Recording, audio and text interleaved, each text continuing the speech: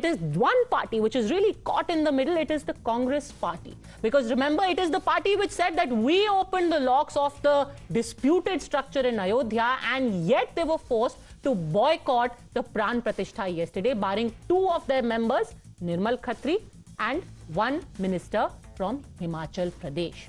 The question is, has the Ram Mandir really exposed the biggest electoral dilemma before the Congress party?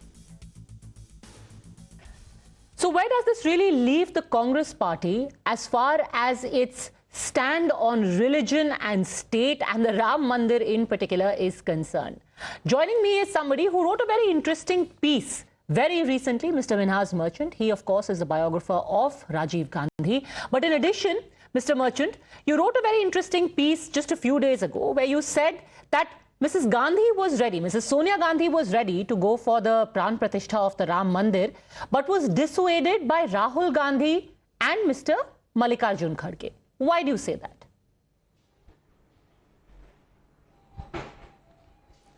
Padmaja, it's quite clear that for 2 weeks, the Congress party was dithering about whether to accept the invitation or not to accept it. There were clearly two points of view in the Congress party.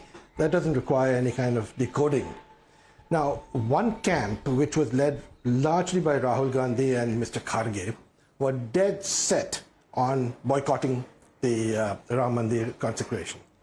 But there was another camp which was slightly more intuitive, politically more experienced, led by Sonia Gandhi, according to my sources, which said that no, we should take part ownership of this Ram Mandir, because if we don't, then we're giving the BJP an electoral weapon for the Lok Sabha election. So that's why, I wrote the article as part of my columns in Dainik Bhaskar in this particular case.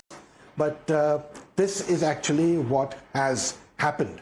And what we saw yesterday with the inauguration of the Ram Mandir, etc., and the kind of reaction that has emanated from the opposition, including very recently Veerappan Moily saying, oh, the Prime Minister could not have fasted for 9 days, it's impossible. So the whole thing has been reduced to the ridiculous. It's subliminal and it's ridiculous. So I think that the more experienced part of the Congress party, led by Sonia Gandhi and many of the experienced colleagues of hers, did not particularly want to absolutely boycott the inauguration of the Ram Mandir. Now, was and I this think that by doing so, they've handed over to Mr. Modi an electoral weapon. Now, you've given two reasons in that. You said one is his inherent dislike for Mr. Narendra Modi, Rahul Gandhi's inherent dislike, and the second is that they wanted to preserve their Muslim vote bank. Which one do you think was the more overarching reason to stay away from the Pran Pratishtha, and why?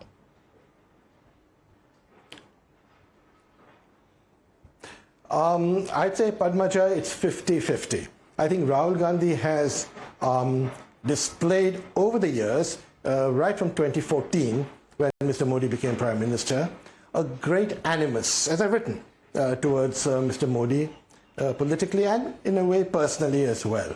So I think that played a big part in him wanting to boycott. And indeed, they did boycott the inauguration. But even the Muslim vote bank aspect, we can't ignore the fact that Rahul had to go to Wayanad in Kerala, which is a minority-majority constituency, in order to safeguard the fact that he could be re-elected to the Lok Sabha in 2019. He lost in Amethi to Smriti Irani, as was expected, and that's why he went to a Muslim and Christian majority constituency. So the Muslim vote bank has been a feature of the Congress party for many years, for decades, right from the time of Jawaharlal Nehru, who refused to codify Muslim personal law, but codified Hindu personal law in 1955.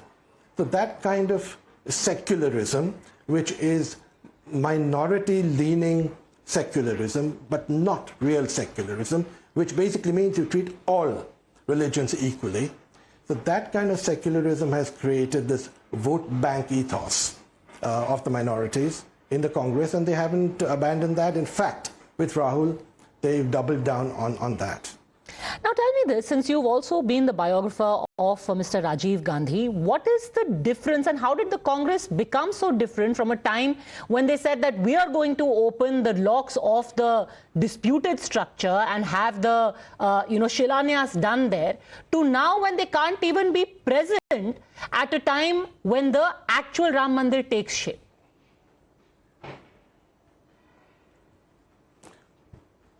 You know, Padmaja, I think that if you look at it historically, Indira Gandhi was actually, she made terrible mistakes, the emergency and so on, but she was actually a fairly pro-Hindu leader, and she realized in a country like India, you have to be that. She went to Haridwar in 1973 and inaugurated the Bharat Mata Mandir. So Indira Gandhi was okay. Rajiv Gandhi, actually a decent man. He is the only Gandhi Nehru member who actually had a professional job from 1968 to 1980. He was with Indian Airlines flying planes as a pilot. So Rajiv Gandhi approached the whole Ram Mandir situation in the 80s when he became Prime Minister after his mother was assassinated, in a fairly technocratic way. And in 1985, 86, he made a mistake, Shah Banu.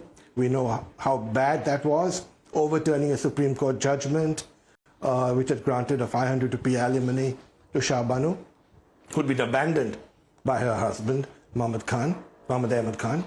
And then in order to, that was to appease Muslims, as per the old party called Faithful. And then in order to to balance it out, he did, as you mentioned, the Shilanyas, and unlocked the Babri Masjid.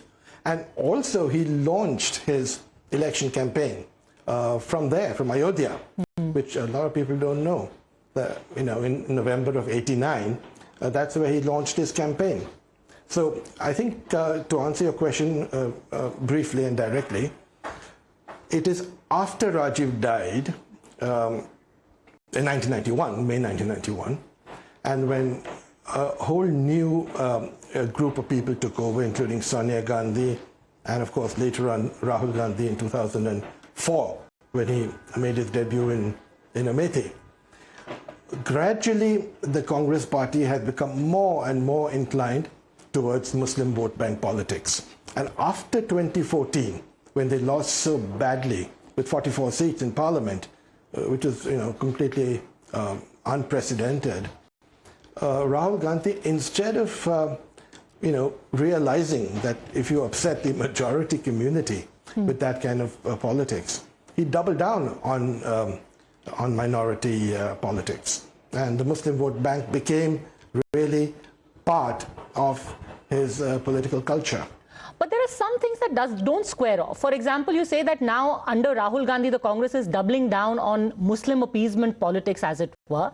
But every single election campaign, Rahul Gandhi actually launches from a temple. He did it with the last Gujarat Assembly elections. In the Madhya Pradesh election, he began his campaign from the Mahakal temple. Yeah. But that is, Padmaja, the SH formula, the soft Hindutva formula. And the soft Hindutva formula started with the Gujarat election in 2017, when Congress actually started this temple hopping of theirs. And Rahul had realized, there's no dislocation of logic here. Rahul had realized by 2017 that, this is a very, very religious country, very deeply religious country. And therefore he started his temple hopping and his Brahmin ancestry, etc., all of that. And it worked for a while because Congress managed to reduce the BJP to 99 seats in the assembly in Gujarat. And Gujarat has always been a proto-Hindutva laboratory for the BJP. They went down to 99, then defections and so on, they went up to over 100 eventually. And in 2022, of course, helped a little bit by the cannibalization of AAP and so on, they've gone to over 150 seats. And the Congress has been wiped out with barely 17 or 18 seats in Gujarat. So Rahul did realize that temple hopping, his Brahmin thing, etc., would create some sort of political advantage. But eventually Rahul is inconsistent.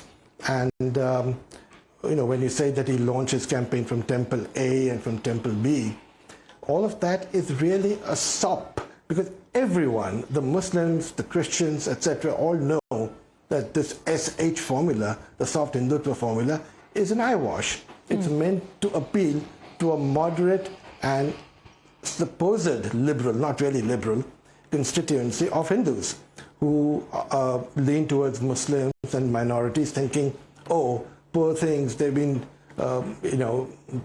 discriminated against for decades, and it's the passport to cultural superiority. You've got to be culturally good in order to like the minority.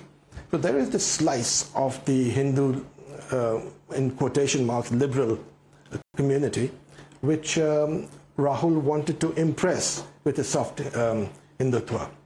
And the entire Muslim community knows perfectly well that this is what he was trying to do, and there was absolutely no genuine feeling in Rahul Gandhi of wanting to abandon the Muslim vote bank.